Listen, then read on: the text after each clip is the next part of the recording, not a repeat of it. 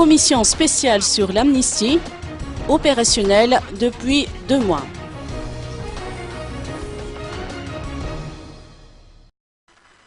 La commission spéciale sur l'amnistie au niveau de la Cour suprême a pour mission d'étudier les demandes d'amnistie large et de plein droit et de publier la liste des bénéficiaires, a tenu à préciser Petroni Radjiamiaz, présidente de la dite commission. La procédure à suivre n'a pas été fixée, réglementée par la loi portant amnistie pour la réconciliation nationale, mais c'est la commission spéciale qui, dans son règlement intérieur, a spécifié la procédure à suivre devant cette commission pour l'amnistie large et de plein droit.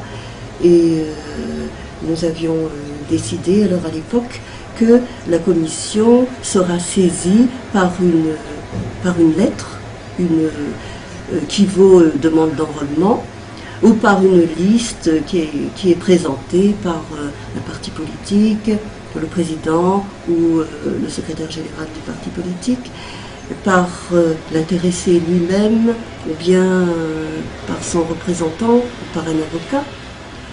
Et voilà pour l'amnistie large et de plein droit, pour ceux qui rentrent dans les prévisions de l'article 2 de la loi portant amnistie pour la réconciliation nationale. Mais pour l'amnistie sur demande, il appartient aux intéressés de formuler une requête qu'ils adressent directement au FFM ou Philanthropic Malagashi. Et alors, c'est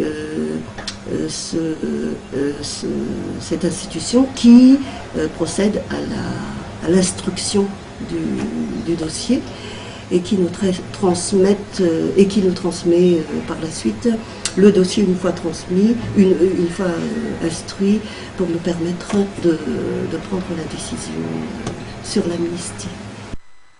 Opérationnelle depuis 2 mois, la commission spéciale sur l'amnistie n'a reçu à ce jour qu'une seule requête venant d'un individu poursuivi dans le cadre de 3 procédures judiciaires.